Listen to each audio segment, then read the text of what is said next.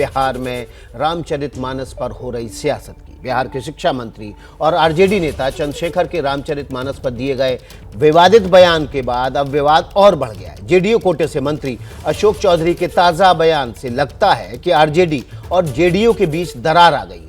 अशोक चौधरी का कहना है कि चंद्रशेखर बिहार के शिक्षा मंत्री हैं, उन्हें भ्रम नहीं फैलाना चाहिए, शिक्षा मंत्री गलत शिक्षा ना दें। क्या कहना है अशोक चौधरी का, सुनवाते हैं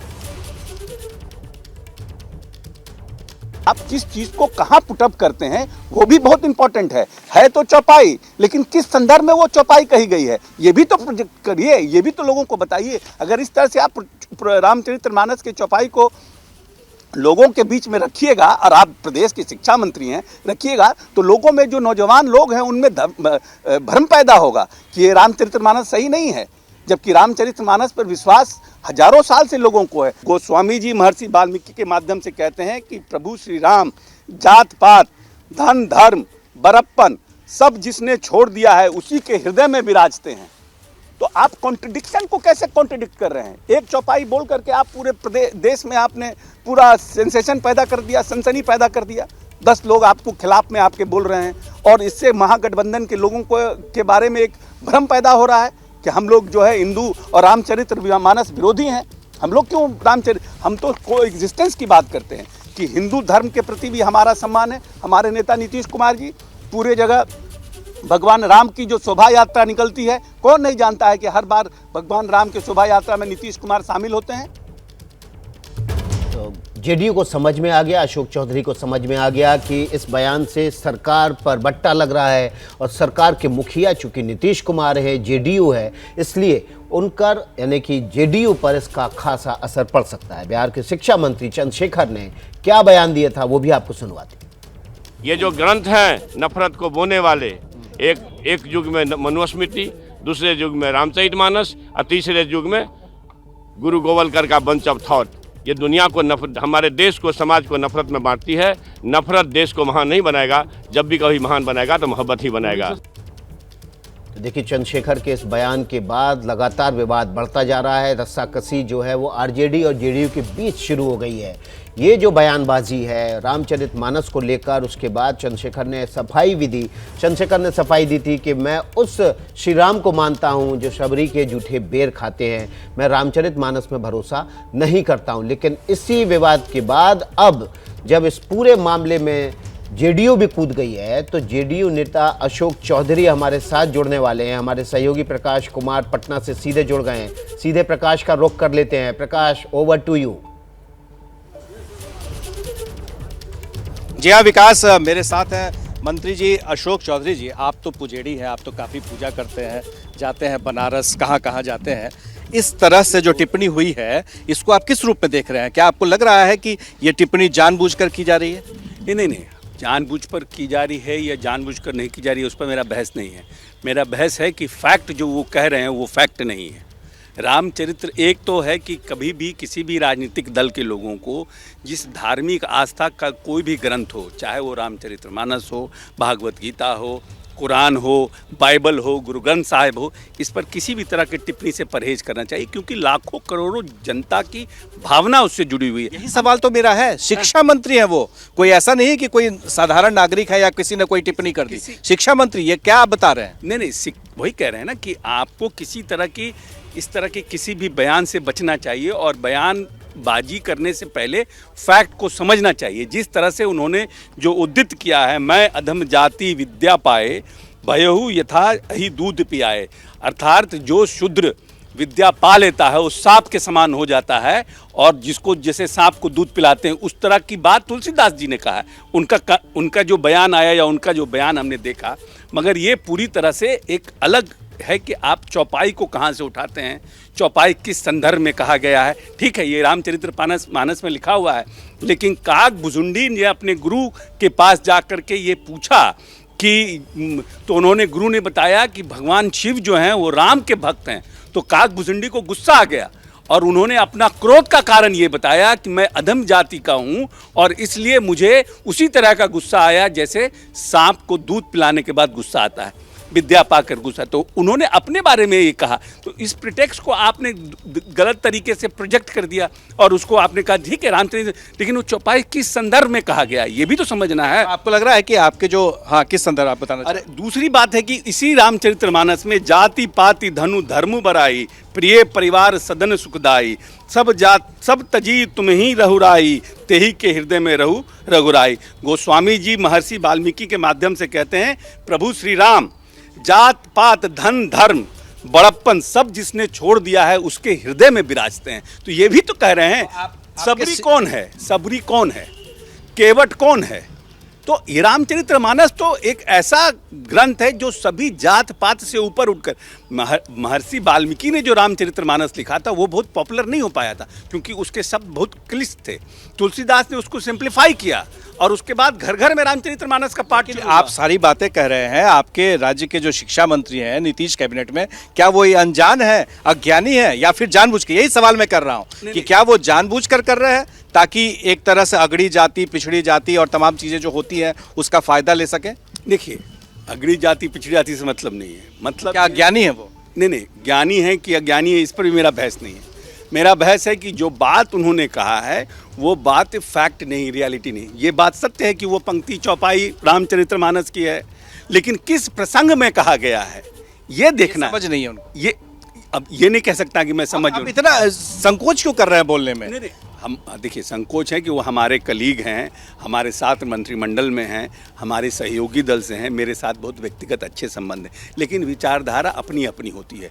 पार्टी ने कहा कि ये उनका व्यक्तिगत राय है, पार्टी ने नहीं कहा, पार्टी के प्रवक्ता का बयान आया उनके व्यक्तिगत राय है। पूरा देश जो है इस पर खौल रहा है, कह रहा है कि उनको इस्तीफा देना चाहिए, ऐसे शिक्षा मंत्री को रहने का अधिकार नहीं है जो भ्रम फैला रहे हो। नहीं, हम ये कह रहे हैं हमारी पार्टी का क्यों, हम समझते हैं कि हमारी पार्टी और हमारे नेता को एग्जिस्टेंस में बिलीव करते हैं, सबका साथ सबका विकास, उस पर विश्वास। ये तो धर्म की बात है ना। हाँ, तो हम तो कह रहे हैं कि मुख्यमंत्री जी ने हिंदुओं की भावनाओं का भी ख्याल रखा, मुस्लिम की भावनाओं का अपने 17 साल के कार्यकाल में इस प्रदेश में, सिखों के भावनाओं का भी ख्याल रखा, ईसाई के भावनाओं का भी ख्याल रखा।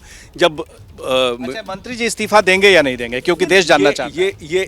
ये सब मामला पॉलिटिकल है, क्या स्टैंड होगा, अब तेजस्वी जी क्या करेंगे, मुख्यमंत्री जी क्या करेंगे, उस पर नहीं। हम तो हमारा और सिर्फ ये कहना है कि जो रामचरितमानस के बारे में उन्होंने बयान दिया है वो बयान उचित नहीं है और किसी भी राजनीतिक बयान का क्या फायदा, किसको फायदा मिलेगा इस बयान का? निश्चित रूप से जो हमारे विरोधी जो धर्म को बांट के राजनीति करते हैं उनको ताकत मिलेगी, उनको फायदा मिलेगा। तो इस तरह के बयानों से परहेज करना चाहिए। तो तब तक फायदा मिलता रहेगा जब तक वो कैबिनेट में रहेंगे। अब वो ये भी कह रहे हैं कि अपने बयान पर कायम है, जिन्हें शास्त्रार्थ करना है कर लें, हमें कोई फर्क नहीं पड़ता है। वो हम है क्या कि उन्होंने बयान दिया है तो नेचुरली वो चाहते हैं कि as long as I can stick on my statement because now taking back on the statement.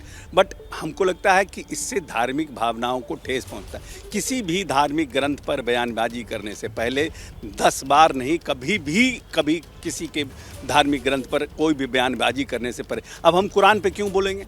उन लाखों हजारों करोड़ों लोगों की आस्था उसके ऊपर है। हम बाइबल पर क्यों बोलेंगे? हम भागवत गीता पर क्यों बोलेंगे? हम श्री रामचरितमानस पर क्यों बोलेंगे? राजनीतिक दल के नेताओं को इन सब पर बोलने से परहेज करना चाहिए। पर सवाल ये उठता है सभी राजनीतिक दलों के नेताओं को बोलने पर रामचरितमानस या किसी धार्मिक ग्रंथ पर बोलने से परहेज करना चाहिए, ये कहना अशोक चौधरी का। और देखिए, जब ये बातचीत चल रही थी प्रकाश कुमार से, मृत्युंजय तिवारी आरजेडी के प्रवक्ता हमारे साथ बने हुए हैं, उनका रुख कर लेते हैं। मृत्युंजय, आपने पूरी बातचीत सुनी होगी। लगातार ये बात भी कही जा रही कि शिक्षा मंत्री को इस्तीफा दे देना चाहिए, उनकी जो बयानबाजी है वो धार्मिक भावनाओं को ठेस पहुंचाने वाली है। और सबसे बड़ी बात है कि क्या वो कुरान पर भी इस तरह की टिप्पणी करेंगे आगे? क्या ये उनका निजी बयान है, पार्टी इससे अलग करती है और अलग करती है अपने आप को, तो क्या कार्रवाई भी करेगी? देखिए, एक बात तो सबसे पहली बात ये है कि माननीय शिक्षा मंत्री जी ने कोई ऐसी बात कही नहीं है। रामचरितमानस पर न सवाल खड़े किए हैं, न उन्होंने भगवान राम पर कुछ बातें कही है। एक पंक्ति को लेकर जो उन्होंने बातें कही है, लेकिन ठीक है, अभी माननीय मंत्री अशोक चौधरी जी कह रहे थे, उसके बाद की पंक्ति में ये पूरी धारणा को बदल दिया गया है। तो समाजवादी, सबसे बड़े समाजवादी राम मनोहर लोहिया जी तो रामायण के बारे में और रामायण पाठ में किस तरह विश्वास रखते थे ये जग जाहिर है। उन्होंने ये भी कहा है कि मोती के साथ कंकड़ भी है, तो हम मोती को चुने। कुछ ऐसी पंक्ति रामायण में, रामचरितमानस में है, लेकिन उसके बाद की पंक्ति को भी पढ़ना होगा जिसमें उन बुराइयों, यही ना हम कहते हैं भगवान राम का चरित्र क्या है, बुराइयों पर अच्छाई की जीत। यही इसलिए हम लोग दशहरा में जो है मनाते भी हैं। तो आप ये कह रहे हैं कि जो भी कुछ शिक्षा मंत्री ने कहा है वो ठीक कहा है? नहीं, हमने तो कल ही कहा, आज फिर हम आपको कह रहे हैं कि उनके बयान को गलत अर्थों में नहीं लिया जाना चाहिए।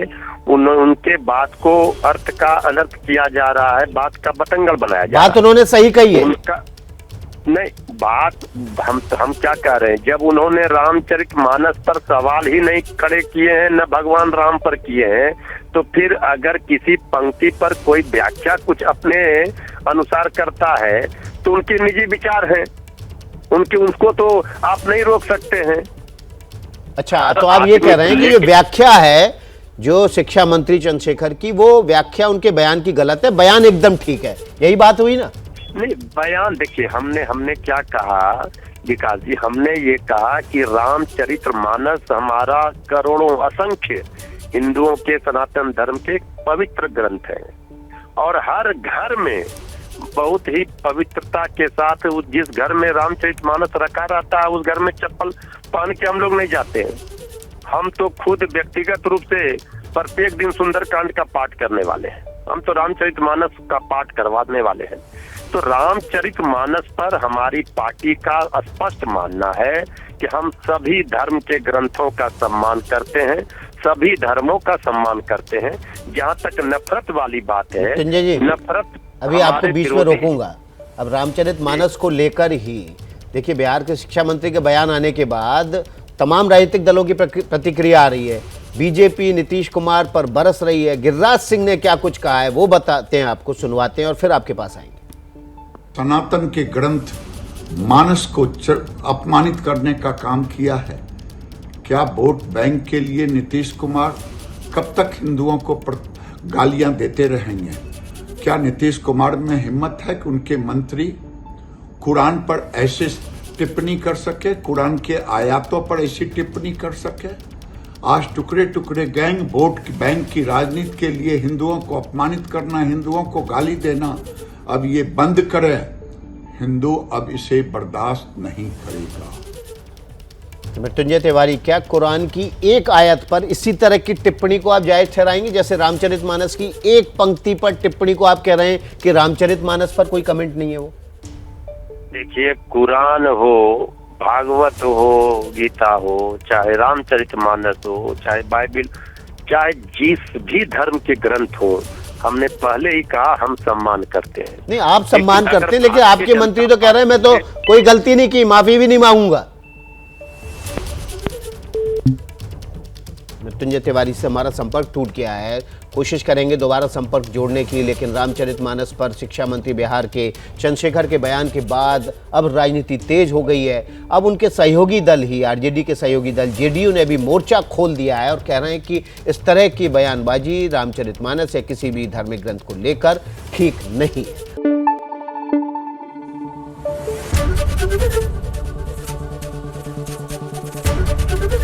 एबीपी न्यूज आपको रखे आगे।